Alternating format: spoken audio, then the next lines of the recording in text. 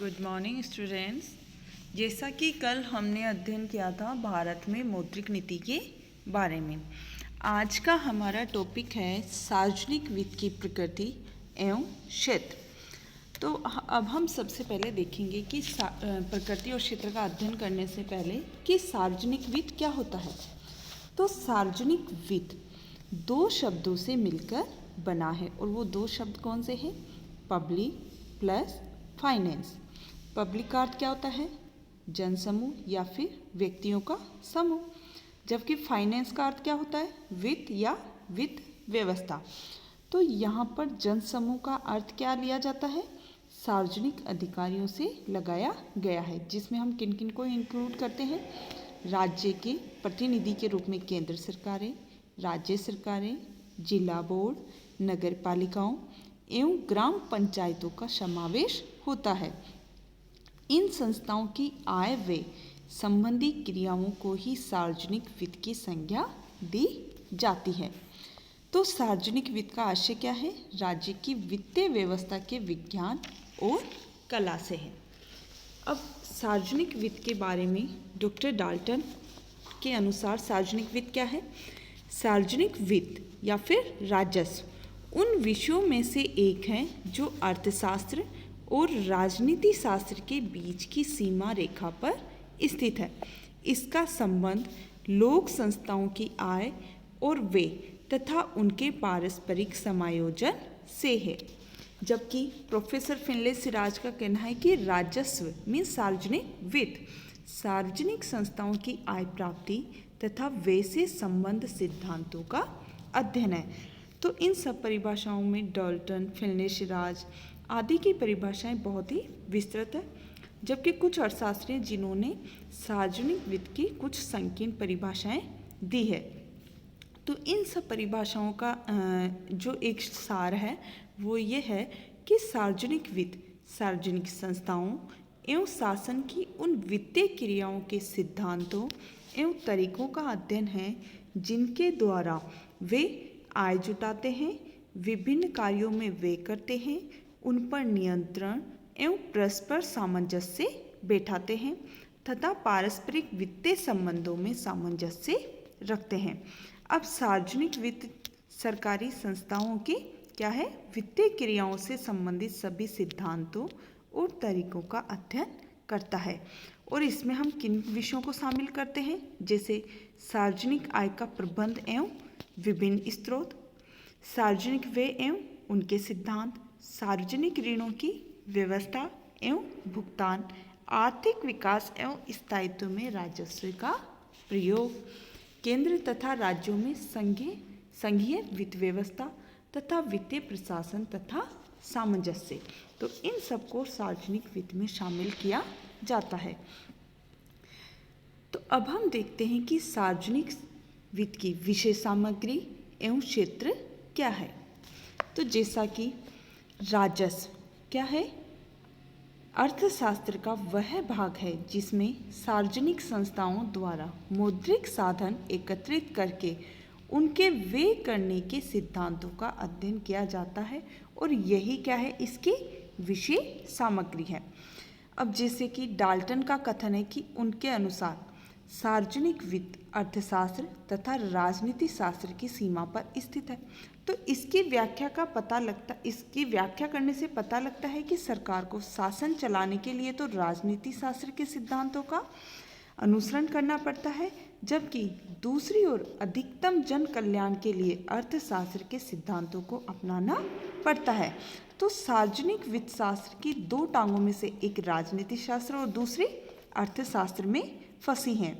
तो सार्वजनिक वित्त के क्षेत्र के अंतर्गत सरकार तथा लोक सत्ताधिकारियों की उन सब क्रियाओं का समावेश होता है जिनका संबंध राज्य की आय जुटाने और व्यय करने से है। मीन्स जहाँ सरकार द्वारा संपन्न की जाने वाली क्रियाओं में धन, जैसे धन में क्या? मुद्रा एवं साख का संबंध आ जाता है, वही सार्वजनिक वित्त की विषय सामग्री एवं क्षेत्र की सीमा है। राजनीतिक क्रियाओं और सामाजिक क्रियाओं के अध्ययन से सार्वजनिक वित्त का कोई प्रयोजन नहीं है।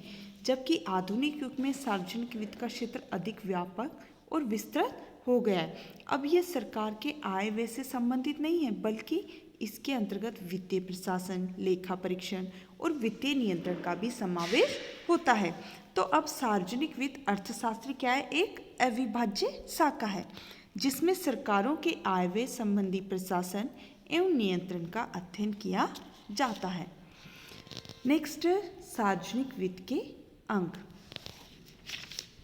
राज्य के द्वारा आय प्राप्त करने और उसको व्यय करने की क्रियाओं का स्वरूप सार्वजनिक वित्त का क्षेत्र इतना विस्तृत हो गया है कि स्पष्टता की दृष्टि से इसका अध्ययन 6 भागों में किया जाता है।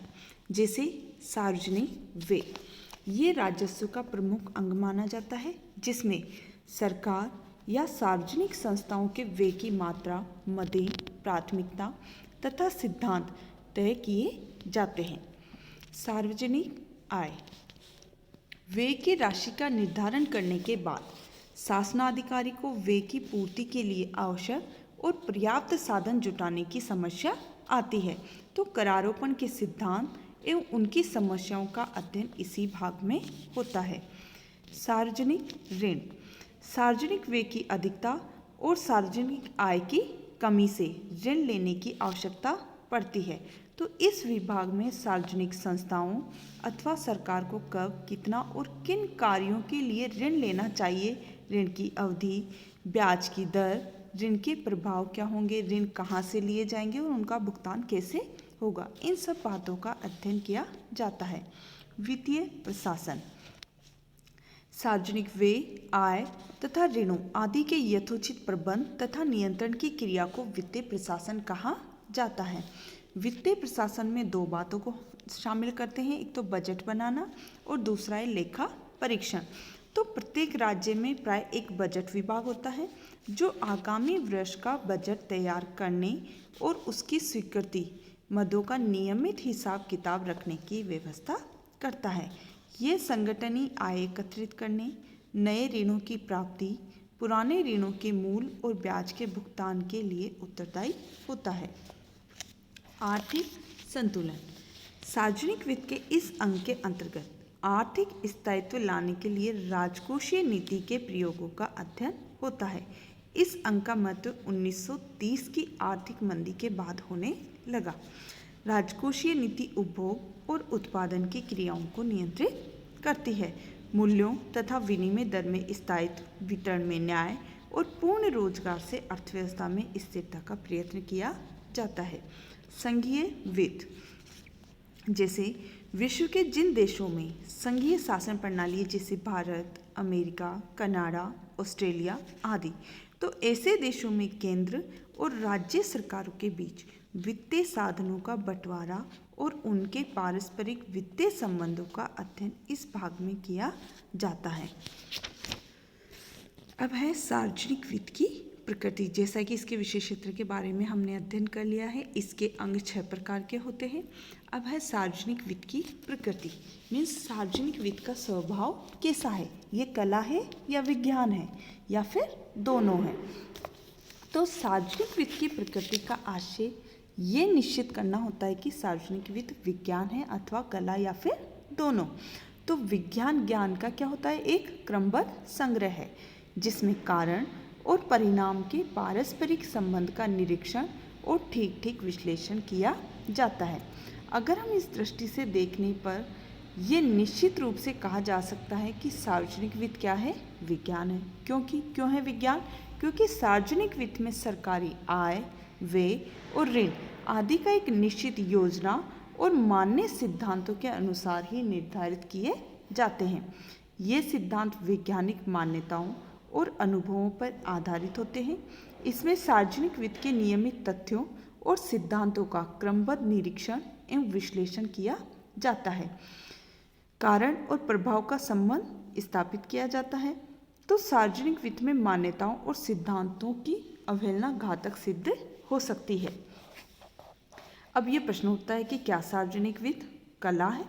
तो इसका उत्तर जानने के लिए से पहले हमें ये जानना जरूरी है कि कला क्या है।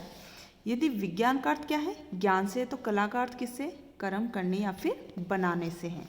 जैसे किसी कार्य को करने के सर्वोत्तम ढंग से है, ये क्या है और क्या होना चाहिए को जोड़ने वाली कड़ी ही क्या है, कला है।